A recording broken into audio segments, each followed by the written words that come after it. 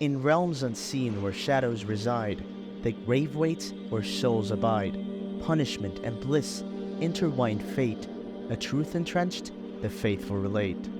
When a Muslim ponders about his deeds, he comes across a question that why Allah punishes people in the grave, as there is a possibility that a person may get acquitted on the Day of Judgment. Well, the idea of being rewarded or punished in the grave before the final judgment is well-founded. It's based on the teachings of the Quran and the authentic practices of the Prophet.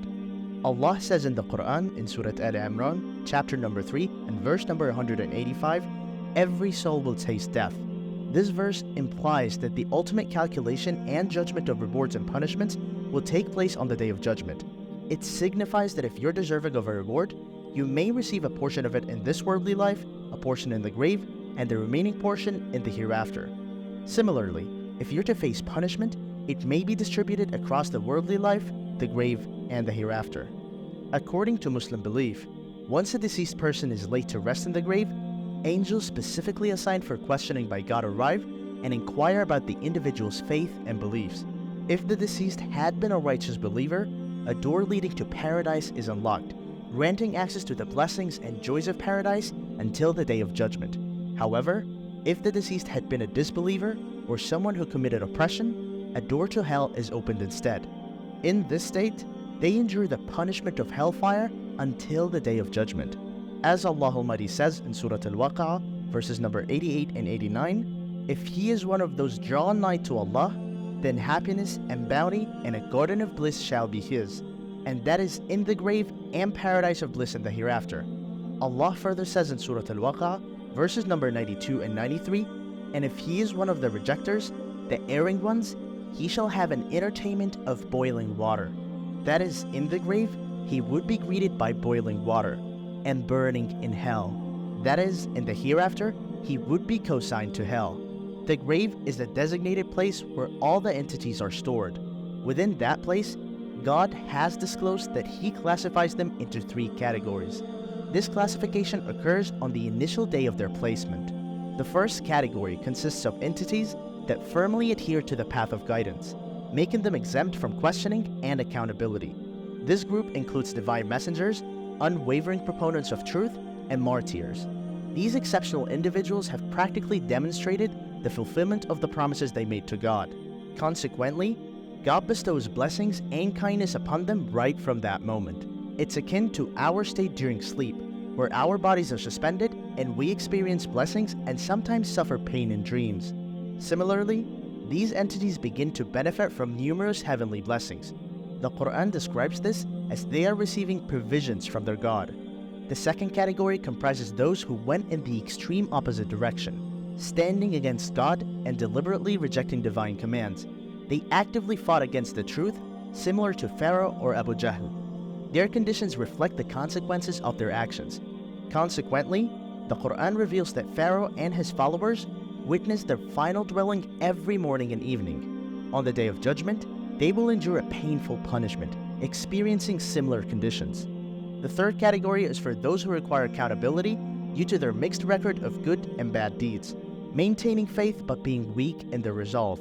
The Quran beautifully describes them as follows: "They had mixed a righteous deed with another that was bad." These individuals are put to sleep, and on the Day of Judgment, they will be resurrected to face accountability. Their ultimate destination will be determined based on their actions. This provides a detailed explanation of the matter. According to the reliable collections of hadith by Al-Bukhari and Muslim, there is a report stating that the Prophet, peace and blessings be upon him, came across 2 graves and remarked, "These 2 individuals are undergoing torment." Although not for a major offense that should be avoided, one of them did not take precautions to prevent him from being soiled with urine, while the other person spread false accusations, causing enmity between friends. Also mentioned in the Sahih of Muslim, it's reported that the Prophet, peace and blessings be upon him, advised, after completing the final tashahhud, seek refuge in Allah from 4 trials: the punishment of hell, the punishment of the grave, the challenges of life and death, and the harm caused by the trial of the Antichrist, known as Al-Masih al-Dajjal. The renowned Islamic scholar Ibn Taymiyyah is attributed to stating that numerous reliable hadiths establish the reality of both punishment and bliss in the grave for those who deserve them. as well as the questioning conducted by the two angels. As a result, everyone must have faith in these aspects without seeking detailed explanations about their mechanisms, as they surpass human understanding. On the day of resurrection, the sinners will be raised again. You may wonder why we should wait for this to happen, but there is no contradiction. The reason is that all the punishment they experienced in the grave is insignificant compared to the punishment that awaits them. They would prefer to remain in the grave and endure the dreadful punishment there, rather than face the most severe punishment in the fires of hell, particularly after the horrors they have already witnessed. Therefore, there is no conflict of interest in desiring their continued stay in the grave. In Surah Al-Yasin, verse number 52, Allah says about the sinners, "They will say, 'Oh, woe to us! Who has raised us from our sleeping place?' The reply will be, 'This is what the Most Merciful had promised, and the messengers told the truth.' The ultimate recompense waits on the Day of Judgment, and those who are saved from the torment of the fire and granted entry into Jannah have fulfilled the purpose of their earthly existence. Therefore, Muslims should perceive themselves as parents in their deeds. They conceive and nurture them with various aspirations. The only difference is that they are unable to witness the outcome just yet, similar to how parents hope that their worldly children will bring them solace and support in their old age.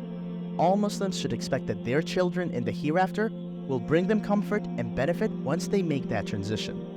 Muslims should do good deeds to protect themselves from the punishment of the grave, as its exterior consists merely of soil, but within it lays regret and torment. While the surface may appear as earth and carved stones, the interior is a scene of disaster and calamity, brimming with boiling grief and sorrow akin to a kettle. It's not surprising, for the inhabitants can no longer attain their desires and wishes. There are profound lessons to be gleaned from this world that require no further admonishment. It beckons, addressing the inhabitants of the earth. You have invested your efforts in constructing a transient realm, neglecting the realm towards which you are rapidly progressing. You have erected houses in which others will dwell and relish, while you have disregarded the abodes that will be exclusively yours. This is the place where you will abide and bid farewell to work and toil.